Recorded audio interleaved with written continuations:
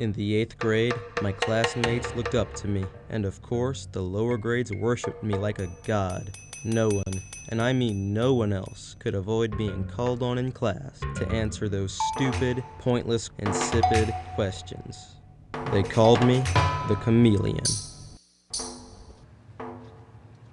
While my peers trudged home and spent useless hours memorizing useless facts, I turned to my favorite shows on television: Wild Adventure, WildKingdom, Wildlife Mysteries, and so forth. It was as though these nature programs were created specifically for me, teaching me the basics of living, reverting back to the primal laws of what is really important. But of all the nature hosts, it was Alfred Ross's voice that I heard in my head, patiently preparing me for that obstacle course which is life. While other kids are squirming helplessly in their seats like cattle lined up for slaughter, I simply turn my head imperceptibly slow to one side and freeze. Wait, be still. Duck behind Lucy Zimmerman's head.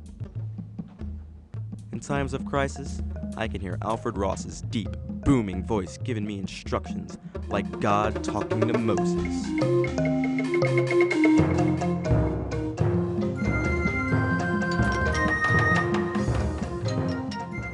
Tim Collins rang me up to helpfully inform me that he had it from good authority that our teacher was ill, and the dreaded Mr. Sims would probably substitute the next day. Tomorrow?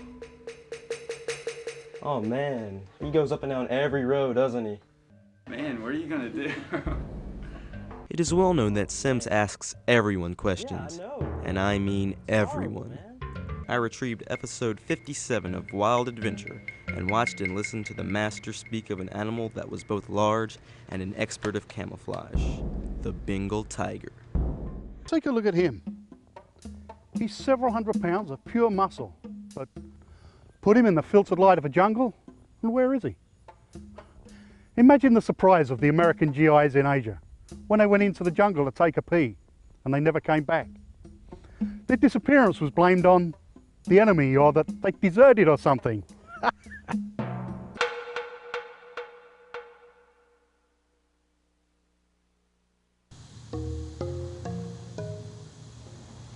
What did Chief Crazy Horse say?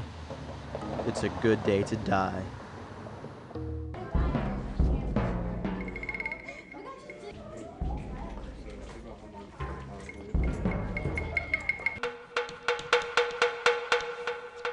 What is the capital of Bolivia? Do you know the capital of Bolivia? Jerk. What is the language spoken in Brazil?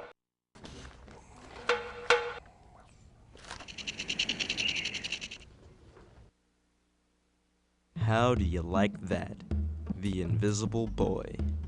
Ladies and gentlemen, it's very important that we learn as much as we possibly can about South America. Those people owe us a lot of money, you know. John! I bet John Wilson knows the answer. Oh my God! Skunks and octopi do have their ways.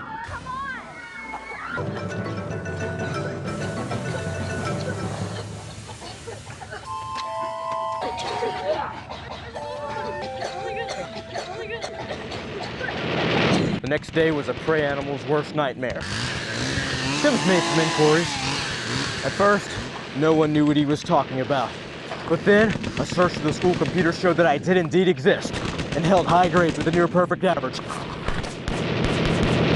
Mr. Wilson, stand up.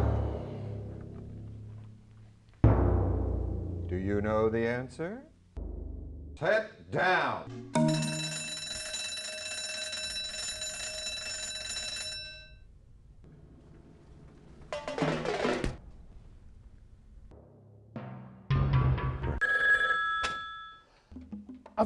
I've got it. What is it?